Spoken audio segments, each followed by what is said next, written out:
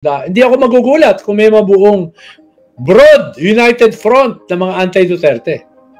Dahil kung hindi sila magsasama-sama, ilulusot si Sara, lalo na na-survive niya ang impeachment. Itong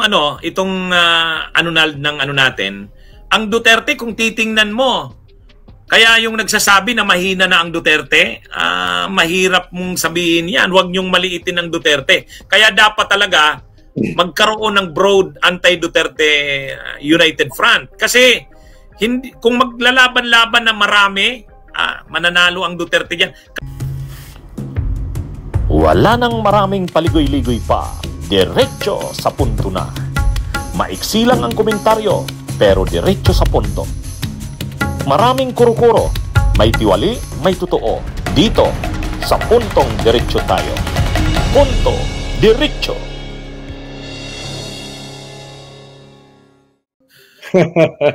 Sa tingin mo, so ang basa mo ngayon, hindi na masyadong nag-i-insist si Romualdez na siya yung gawing pambato ni Marcos? Yung basa ko. Ang basa ko ay magtutulak na siya ng mas winnable, mas malakas, na kayang hindi ako magugulat kung may mabuong broad united front ng mga anti-Duterte. Dahil kung hindi sila magsasama-sama, ilulusot si Sara, lalo na na-survive niya ang impeachment. Diba? Tingin ko hindi naman ganun kabobo yung mga forces na yan para magwatak-watak. Diba? Hindi sila ganun katalino, pero hindi rin naman sila ganun kabobo. Lalo na ang kanilang political as well as physical survival ang nakataya. Diba? There will be hell to pay pag nanalo ang mga Duterte. Uubusin yung mga yan. Not only politically, but literally. Diba? So, kakabahan yung mga yan. At dahil sa kanilang kaba, makikipag-alyado yan sa lahat, sa malakas na anti-Duterte candidate. Kaya, asahan mo yan, attorney, na merong mabubuo na broad anti-Duterte coalition. At sa ngayon, yung lumalabas na merong posibleng malakas na kandidato ay nakanino? Nasa pink, di ba? Di ba? Nasa pink. Kaya hindi ako magugulat na yung pink ang magiging rallying candidate ng lahat. Kung magkakaroon yung pink. Yung sana, ginugrum sana ng nila Romualdez at ng kampo nila Marcos na parang posible nilang imanok yung mga tulpo. Wala humina nitong 2025. Nagpang-apat na nga lang si Erwin sa inaasahan magtatap-notcher yun. Tapos si Ben Tulfo wala, hindi nakapasok. Kaya yung sinasabing posibleng ang Tulfo ang suportahan ng Marcos, mukhang hindi na yon. At yung survey tungkol sa presidential preference sa 2028, ang lumabas na top 2 ay si Sara at saka si Leni. At in the same survey, kung susuportahan daw ng Marcos si Leni, mananalo si Leni laban kay Sara. Nakita mo ba yung survey na yon? Oo, may... No? Yung Okta maglalabas next month. So tingnan natin kung pareho sila ng resulta. Pero parang indicative doon sa sinasabi ko na broad united front. Ikaw, kabisado mo yung united front, attorney, alam mo yung ibig sabihin yan. Di ba? Pero dati, yung united front, laban sa mga pasista. Di ba? Mga pasista. Imperialistang mga kalaban. Ngayon, nagbabago. United front, laban sa mga pasistang mga Duterte. Hindi, ang pinakaano naman dyan, Nald, ang mga example natin dyan, di ba? Nung panahon ni Marcos, is yung EDSA People Power One mismo, nagsama-sama laban kay Marcos. Kumbaga, yung Dilaw, sila Cory, plus may section, may faction na galing sa Marcos na lumipat. Sila Enrile, saka sila Ramos, plus yung left. Naulit na naman yan nung 2001, di ba? Yung 2001, yung impeachment. Kampo nila Gloria, kampo nila Villar, yung mga politiko na grupo nila Gloria, nila Villar, plus yung mga progresibo, pati yung LP, pati yung mga leftists, nagsama-sama, Broad United Front against ERAP. Yun yung ano, kumbaga posible uling mabuo sa... Tama. Pero kumpara kay ERAP, mukhang mas malaki ang imperative na mag-United Front ngayon. Dahil uubusin ka, yung susunod na tokhang, pag nanalo ang mga Duterte, hindi na siya anti-drug lang. Magiging ko na yan, political tokhang. Kaya, attorney, maghanap ka na ng safe house. Actually, may nagbabanggit, ang tawag nila Unipink daw eh. Unipink. Pwede. Pero siyempre, magkakaroon ng bagong pangalan yan. Pero, medyo maganda ang location ng mga pink. Kung hindi nila isasakripisyo ang kanilang mga prinsipyo. Kung mas ipaprioritize nila yung dahilan kung bakit sila ibinoto. Diba? Kung lalampasan nila ang kanilang mga individual differences to unite as the strongest third pole, as the strongest alternative to the Duterte. So lahat magagravitate sa kanila pag naayos nila yan. Mayroon din naman, ang problema na, mayroon din nagsasabi, ang problema daw kay dating VP Leni, parang mas malapit pa sa Duterte kaysa sa ano. Ang binaano nila yung pagpunta ni Marcoleta. Yes, pero going into 2028, sino ba makakalaban nila? Duterte. Diba? Baka pwede pang i-justify nila. Hindi ako nag-justify Pwedeng i-justify nila yung pakikilaro sa mga Duterte at sa mga Marcos at sa mga Iglesia ni Cristo nitong nakaraang eleksyon para madagdagan ng boto. Dahil hindi siya presidential election. 2028 is a presidential election. Labanan yan ng 2 o 3 kandidato. Saan sila pupunta? Ang sigurado ko, hindi sila pupunta sa mga Duterte. Itong natin, ang Duterte, kung titingnan mo, kaya yung nagsasabi na mahina na ang Duterte, mahirap mong sabihin yan. Huwag niyong maliitin ang Duterte. Kaya dapat talaga magkaroon ng broad anti-Duterte United Front. Kasi kung maglalaban-laban na marami, mananalo ang Duterte diyan. Kasi ngayon pa lang mayroon ng mga malalaki rin na mga political players na pumuposisyon na kay Duterte. Halimbawa, sa Manila, nakita naman natin si Isko Moreno. Openly na yan, maaga pa pumosisyon na. Duterte siya eh. Si Chavit Singson, nag-express na ng hinanakit niya sa Marcos. Duterte na yan. Si Gloria, alam naman natin si Gloria. Bumuto lang yan kay Romualdez, pero Duterte yan. Hipokrita yan. Hipokrita. Sa amin sa Bicol, ang governor ng Camarines Norte, kapatid ni Rubin eh. Diba? Si Padilla. Ang governor ng Albay ngayon na tumalo kay Salceda, PDP laban yun. Si Rizal. Naku. Si Rizal. Ang political party nun, PDP laban. Kasi ang ginamit na partido ni Salceda sa Kanisaldico, lakas. Diba? So ibig kong sabihin, kung si Chispa sasama sa Duterte, ibig sabihin, wala pa ba siya ron? Wala pa siya ron? Wala pa siya? Wala pa siya ron sa mga Duterte, si Chis? Hindi, ang ibig kong sabihin, yan na yung ng Bicol, kaya may nagtatanong sa akin. Ang Bicol ba, attorney? May Duterte ba doon? May Sara? Meron. Sabi ko, yung kapatid ni Robin, governor yan ng Camarines Norte. Si Chis Escudero, hawak ang politika ng Sursugon. Yung governor doon, tao yun ni si Hamor. Tapos ang Albay, ang governor doon ngayon, si Rizal, Duterte, PDP laban yan, ang gamit na partido niyan. So, at saka, kaya nga itong problema dito sa impeachment kung malusutan ito ni Sara, na mukhang ganun na talaga ang mangyayari, ay lalaka si Sara. Kaya, lalong kailangan talagang mag-unify ang maraming grupo. Pero anyway, alam mo, Nald, marami nang nag-uusap-usap.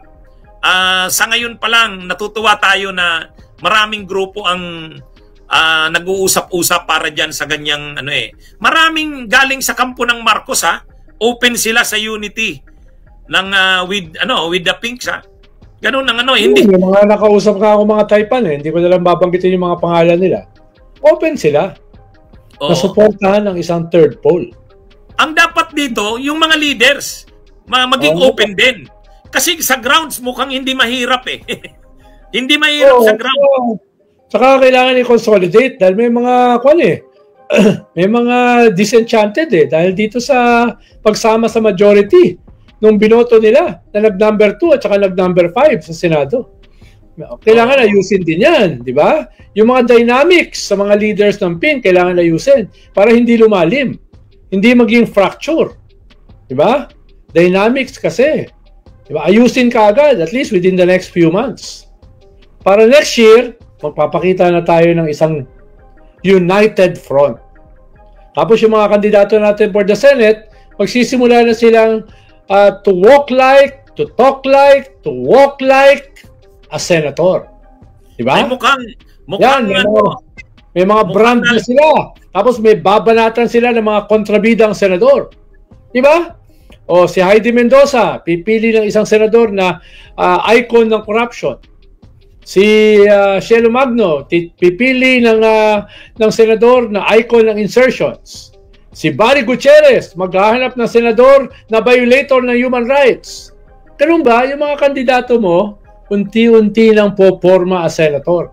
Hindi na sila magdidesisyon last minute. Last day ng filing ng candidacy. Ngayon pa lang magpasya na sila. Diba? At i-develop na yung kanilang brand, i-develop na yung kanilang narrative, i-develop na yung kanilang issue. Hindi kasi pwedeng maraming issue eh. Isa, dalawa, okay na. Diba? So, gano'n. Tapos ano yung kwento? Ano yung kwento nila? So, makikita mo yan, unti-unti, attorney, mangyayari yan. Habang sa taas, nag-aayos yung mga leader. Diba? Nag-aayos sila. Ako lang, suggestion ko, kung mayroong kandidato yung pink, yung kanilang vice president, hindi pink. Hindi pink. To give way do sa mga non-pink na tutulong. Kung halimbawa, mayroon kang complete Senate slate, dapat hindi lahat pink. Dapat may kalahati na manggagaling sa ibang forces. Para united front. Diba? Lamang ka na eh. Ikaw yung may kandidato eh. Dapat maging generous ka na sa iba. Huwag ka masyadong hardline. Na dapat tayo-tayo lang. Diba? Oh. Ano yan eh? Alam naman ako, attorney, thinking out loud. Wala naman akong kinalaman sa mga ganyan. Nakita ko na yung yung patipo ninyo sa Akbayan. Nakita ko sa stage. Si Trillanes, si Laila, si Shelo, si Heidi, si Barry. Sabi ko, parang ito yata ang ipambabato ni Ronald sa Senado sa 2028 wala akong kinalaman dyan. Hindi mo nga ako nakita ron, di ba? Anyway, tama yun. Kailangan mahaba yung matagal-tagal pa yung paghahanda. Kasi alam naman natin na sila Sara Duterte, actually lahat ng ginagawa ngayon ni Sara, preparasyon sa 28. Correct. Kita mo lahat ng mga bansa halos iniikot niya. Saka bibigyan niya ng suporta ng China. Yun, sigurado. Oo. Ano yan eh. Talagang, at saka, yung kanilang mga tao, yung mga PDP laban, kahit sila Topacio, kahit sila Cusi, sila Lambino, ano sila ngayon? Talagang gumagalaw para sa preparasyon. Kasi tingin nila kanila ang 2028 eh. Makakabalik sila sa 2028. Yun ang tingin nila. Lalo na kung ganyan mga scoundrels na nag-organize. Parang nagsama-sama. Jing Paras, diba? Topacio, diba? Nagsama-sama, diba? Ang gagaling yan. Ang gagaling ng mga yan. Sabi nga ni Larry Gadon, yan si Topacio, lahat ng kliyente nakakulong. Si Jing Paras, sabi nga ng Akbayan, yan yung nagnakaw ng cellphone nung Akbayan congressman dati. Ang hindi niya alam, merong CCTV. No? Pati ba naman cellphone, tinitira? Ng Jing Paras, di ba? So yan ang papalit na gobyerno. No? Yan ang congressman yan ng congressman dati ng Negros Oriental. Di ba? So yan yung mga mo, si Lambino. Yan yung dating head ng People's Initiative ni Gloria na kapagalaro yun na natalo. Di ba? Yan ay appointed ni Digong sa Monetary Board. Diba? O sa CESA. Appointed yan sa CESA. Sa Cagayan. So, kung yan ang magiging kaalyado mo, anong sabi nga ni PBBM? Mahiya ka naman! Mahiya naman kayo. Diba? Pero sa tingin mo ba? Isang dos amigos, hindi kinakahiya ang isa't isa. Oh, pero sa tingin mo, Nald, sa panig ng mga Marcos supporters, wala silang problema na makipag-alayan sa Pink, halimbawa, yung concept natin na sinasabing pagsasama-sama, Broad United Front. Kasi talagang naniniwala din sila na dapat ang importante matalo si Sara sa 2028, wag makabalik ang Duterte. Sa part ba ng mga kakampings, lalo yung mga diehard, hindi ba open din ba ang marami sa possible alliance kahit sa Marcos? Well, proseso kasi yan eh. Pero pag na-realize mo na sa inyo mga galing ang kandidato, syempre, the enemy of my enemy is my friend. Diba? Sa iyo naman yung kandidato eh. Ngayon, ibang usapin kung ang kandidato ay nasa kabila. Diba? Pero ang kandidato, kung ang ulo ay sa iyo, lalo na in a system where the presidency is very strong, magdagdag ka na. Maglagay ka na ng value added. Hindi naman sila magdidikta ng terms eh. Ikaw. You will dictate the terms. Diba? Sa iyo ang ulo eh. Kaya unti-unti mapapaliwanagan din yon. Hindi ko sinasabing gano'n ang mangyayari Ayokong pangunahan yung proseso. Dahil asungot lang ako eh. Hindi ako kasama dyan sa sa mainstream na yan. Ako ay political heckler lang. Diba? Ang kanyang column ko sa Philippine Star, political heckler. Diba? Doon lang tayo. Tutulong lang tayo, attorney. Pero wala naman tayo sa inner core. Tayo ay gumagawa lang ng mga suggestions. Ano yan? Saka tayo, pinipresent lang natin yung mga magagandang na mga scenarios, anong posibleng mangyari, Bunyog, halikan na kasama ka. Bunyog, kapag buklod ay may pag-asa. Luzon, Visayas, Mindanao, isa ang pananaw. Sa bagong Pilipinas ang bunyog isisigaw. Bunyog